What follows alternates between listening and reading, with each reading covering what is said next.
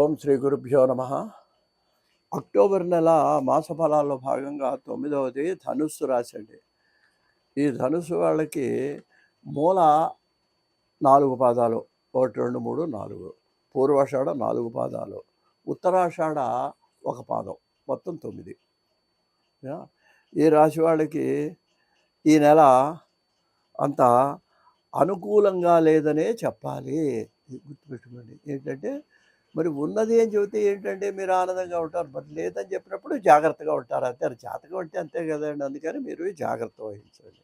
అయ్యా, ఎందుకు ఏమిటి జాగ్రత్త? ఏమీ లేదండి, ఆదాయానికి మించిన ఖర్చులు చేయాల్సి వస్తుంది, స్త్రీమూలక ధన వ్యయం చేయాల్సి వస్తుంది, అనుకోని సమస్యలు ఎదుర్కోవాల్సి వస్తుంది. వీటన్నిటిని కూడా మీ తెలివితేటలతో, దైవానుగ్రహంతో, మీ సహనం కూడా కావాలండి. కొన్నిటికి ఓర్పు కావాలి. ఆ లక్షణాలు ఉన్నప్పుడు మీరు ఈ నెల అంతా కూడా జాగ్రత్తగా తగాదాలు లేకుండా గడపగలుగుతారు. విద్యార్థులకి వాళ్ళ గురుబలం బాగుంది.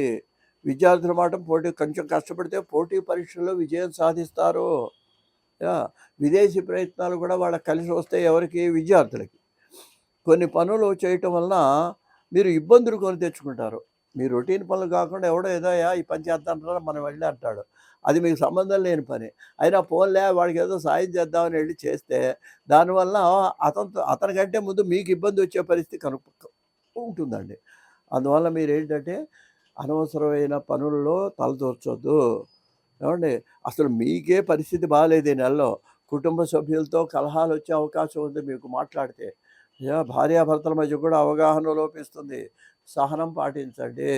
మనకు మాట ఉందండి, మౌనైన కలహం నాస్తి అంటారు. ఏదో తగదా వచ్చే వాతావరణ సిచ్యువేషన్ కనిపిస్తుంది. అప్పుడు పెద్దవాళ్ళు ఏం చెప్పారంటే మౌనం వహించమన్నారండి. 10 నిమిషాలు హాయిగా దూరం ఇలా పక్కన ఎక్కడ కూర్చొని అసలు ఏం మాట్లాడద్దు నువ్వు. వాళ్ళు ఏదో మాట్లాడుతున్నాడు, వాడు నీ మీదనే మాట్లాడుతున్నాడు. నువ్వు కాసేపు పక్కన వెళ్ళి 10 నిమిషాలు మౌనంగా కూర్చో. ఆ మౌనం వల్ల 10 నిమిషాలకు అవతల వాడి కోపం తగ్గుతుంది, మనకు కూడానేమో. లేకపోతే ఆ పూట అలా దూరంగా ఉంటే ఫోన్లో అయినా అంతే, ఏదో మాట్లాడుతున్నాడు, వాడికి మాటని మనం మాటని పెద్ద అరుపులు అరుచుకొని బీపీ తెచ్చుకొని తలకాయ నొప్పి తెచ్చుకొని ఇది అవసరమా మనకి? అందువల్ల ఏంటనమాట, మన గ్రహస్థితి బాగాలేదు అనుకున్నప్పుడు మనం పాటించాల్సింది ఏంటంటే మౌనాన్ని పాటించండి. చాలా సమస్యలకి మౌనము పరిష్కారము. పెద్దవాడిగా చెప్తున్నాను. పిల్లలైనా, పెద్దవాళ్ళైనా, యువకులైనా సరే 2 చేతులు కలిస్తేనే తప్పట్లు అవుతాయి. ఒకళ్ళు మన మీద కలహాన్ని ప్రదర్శిస్తున్నప్పుడు మనం మౌనం వహించడం అనేది సజ్జనుల యొక్క లక్షణము. జాతకరీత్యా కూడా అది మంచిది. స్పెక్యులేషన్ మీకేం బాగాలేదు, ఇది నవరాత్రుల సమయం కాబట్టి అమ్మవారి ఆరాధన చేయండి, దుర్గారాధన శ్రేయస్కరము. వీలైతే స్తోత్రాలు చదువుకోండి.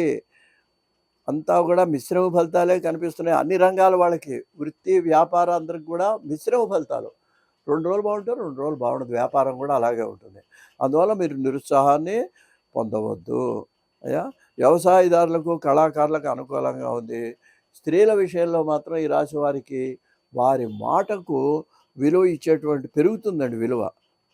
ముఖ్యమైనది ఏంటంటే వివాహం కాని స్త్రీలకు ఈ రాశి వాళ్ళకి వివాహం అయ్యే అవకాశం కనిపిస్తున్నది. మీరు కొంచెం ప్రయత్నం చేయడం, లేకపోతే దానంతరం అది కలిసి వచ్చో వివాహం కాని ఆడవాళ్ళకి వివాహం అయ్యే అవకాశం ఈ నెలలో కనిపిస్తున్నది. స్వస్తి.